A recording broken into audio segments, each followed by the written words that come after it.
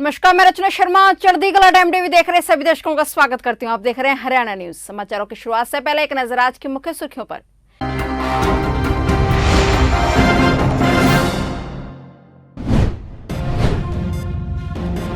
ताऊ देवीलाल के गढ़ में चौधर की जंग, हरियाणा की राजनीति के चौथे लाल बने सीएम मनोहर लाल।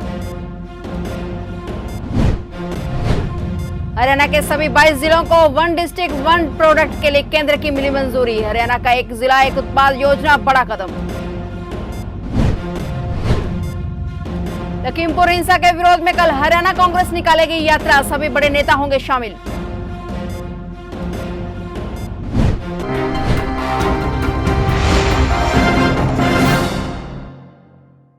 और अब समाचार विस्तार से।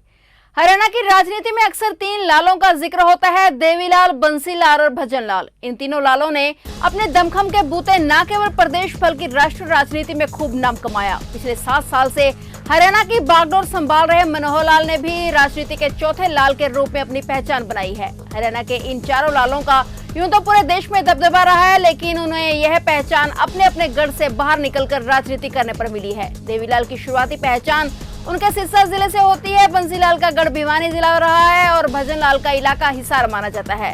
मनोहर लाल जी यूं तो रोहतक जिले के रहने वाले हैं, लेकिन करनाल में 2 बार चुनाव लड़ चुके हैं। दोनों जिलों के गढ़ में उनकी पूरी पैठ है। राजनीति के इन दिग्गजों का जिक्र यहाँ इसलिए हो रहा है क्योंकि सिरसा जिले की एलनाबाद विधानसभा सीट पर 30 अक्टूबर को उपचुनाव होने वाला है। ताऊ देवीलाल के पुत्र और इनेलो प्रमुख ओम प्रकाश चौटाला के छोटे बेटे अभय सिंह चौटाला द्वारा 3 कृषि कानूनों के विरोध में इस्तीफा देने से एलनाबाद सीट खाली हुई थी। एलनाबाद का रन सभी राजनीतिक दलों के सामने है। यह ताऊ देवीलाल परिवार की परंपरागत सीट है।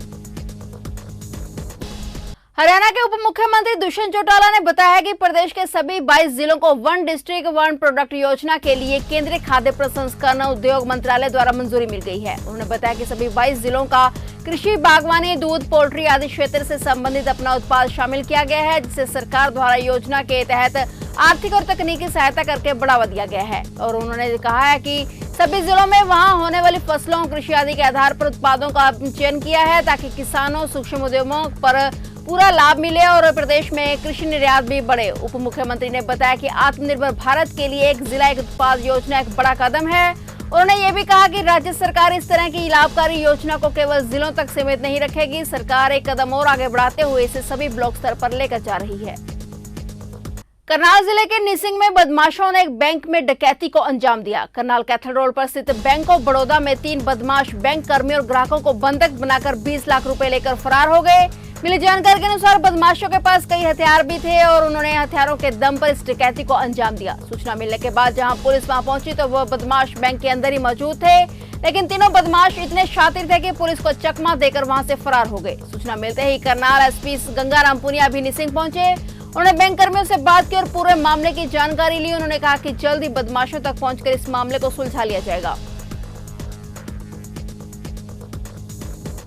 देखिए, अभी मैं जस्ट यही मौके पे पहुंचा हूँ। जो बैंक मैनेजर है उनसे बात हुई है।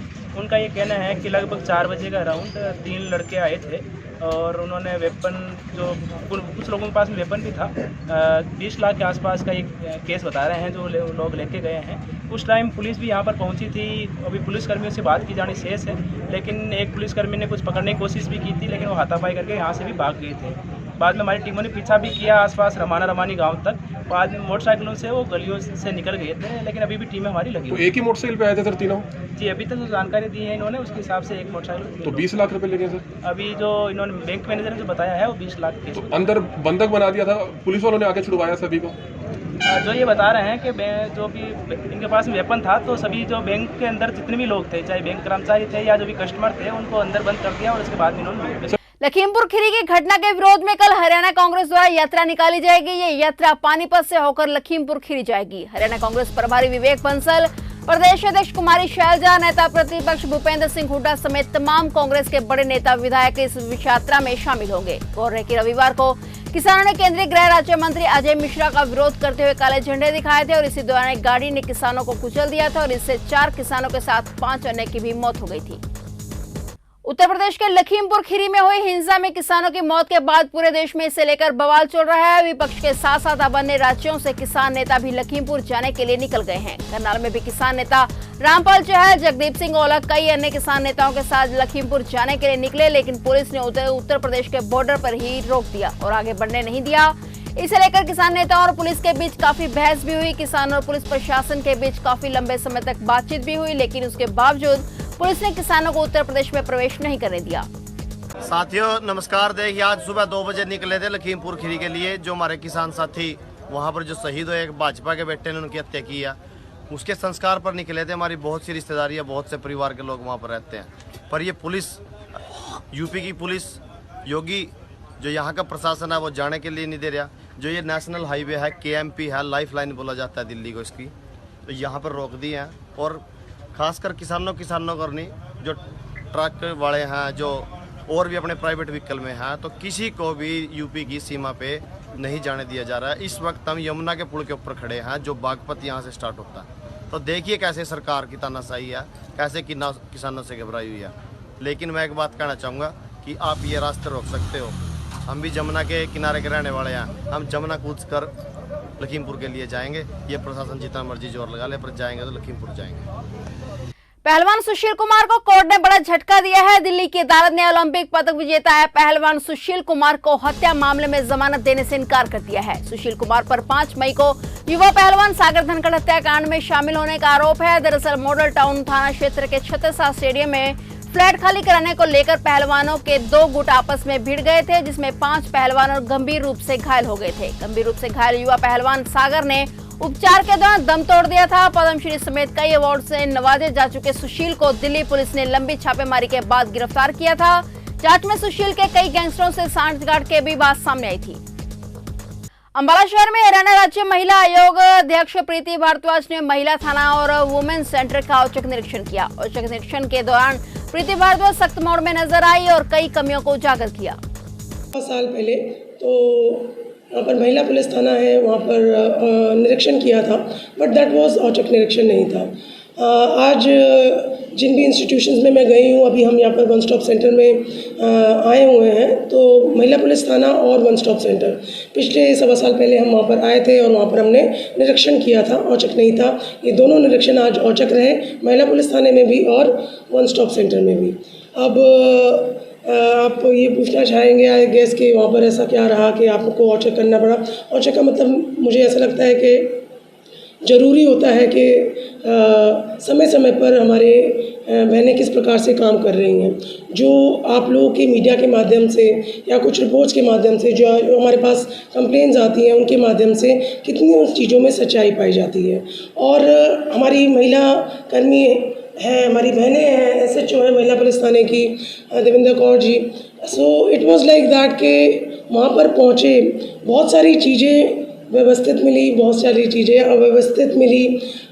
जो हमारी कभी आप लोगों के साथ जब हम होते हैं, जब हम निरीक्षण कर रहे होते हैं, जो बातें खुल के नहीं आती सामने की, हमारी पुलिस की भी अपनी समस्याएं हैं, बहनों की भी अपनी समस्याएं हैं कि हम उनको कभी उजागर करते हैं। सो लेकिन आज मुझे उस चीज़ को जानने का, समझने का हमें मौका मिला।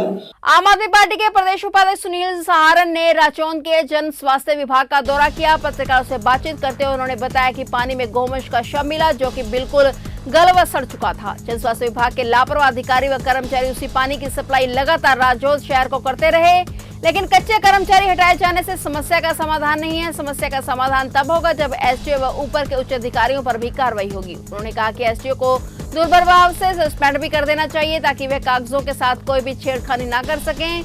वहीं दूसरे राज्य मंत्री कमलेश ठांडा के आदेश पर विभाग ने JE व 3 अस्थायी कर्मचारियों को सस्पेंड भी कर दिया है। राजौंद वाटर वर्क्स में क्या था, गाय गिर के और मर गई थी, वो सड़ और गल भी गई थी, और वही पानी राजौंद को सप्लाई होता रहा। पता नहीं कितने दिन हुआ, 5 दिन, 10 दिन या महीना, उसका कोई जानकारी नहीं है, उसकी जब तक कोई जांच नहीं हुई। सुनने में आया है भी JE सस्पेंड हुआ है, लेकिन JE सस्पेंड अकेले JE से क्या होगा? SDO भी उसमें भागीदार है। ठेकेदार जो था वो फर्जी बिल पास हो रहे हैं, जो वो अभी 1 महीना पहले के आसपास की बात है, अभी बिल पास हुए हैं ठेकेदार के सफाई के, उसकी जांच कौन करेगा, एसडीओ की जांच कौन करेगा। तो ये काफ़ी सारी चीज़ें हैं, अभी जांच का विषय है। और मैं तो प्रशासन से और मंत्री महोदय से यही अपील करूंगा भी इसको अच्छे से जांच करवाएं और उसके ऊपर कड़ी से कार्रवाई करें। वार्ड नंबर 30 के कबीर नंदा ने बताया कि उनके वार्ड वासियों को रात को गुजरने में काफी दिक्कत आती थी, क्योंकि उनके वार्ड को रेलवे रोड से अंदर जाने वाले रास्ते के एंट्रेंस पर कूड़ेदान लगे हुए हैं, लेकिन कूड़ेदान में कूड़ा ओवरलोड होने के कारण बाहर गिर जाता था, जिसकी वजह से आवारा पशु रात के टाइम बहुत हो जाते थे। अक्सर आवारा पशुओं की लड़ाई होने के कारण लोगों का गुजरना भी मुश्किल हो जाता था। वार्ड वासियों की सुरक्षा को देखते हुए उन्होंने ये फैसला लिया कि कूड़ेदान के आसपास बैरिकेडिंग करवा दी जाए, ताकि आवारा पशु कूड़े तक ना पहुंच सके। यहाँ पे हमारे वार्ड वासियों को रात को गुजरने में बहुत दिक्कत आती थी। यहाँ कूड़ेदान लगे हुए हैं, जैसा कि आप देख सकते हैं। वहाँ पे जितना भी कूड़ा डालते थे वो भर के बाहर आ जाता था, जिससे आवारा पशु यहाँ बहुत हो जाते थे रात के टाइम, और उससे लोगों को खतरा भी बना रहता था, क्योंकि अक्सर यहाँ पशुओं के आपस में लड़ाई भी हो जाती थी, फिर उसे काबू में करना भी बहुत मुश्किल हो जाता था। तो उसके लिए हमने आज एक फैसला लिया, हमारे वार्डवासियों ने एक सुझाव दिया हमें कि क्यों ना यहाँ बैरिकेडिंग कर दी जाए। फिलहाल हरियाणा न्यूज में इतना ही। तब तक के लिए देखते रहिए चढ़ती कला टाइम टीवी और मुझे दीजिए इजाजत। धन्यवाद।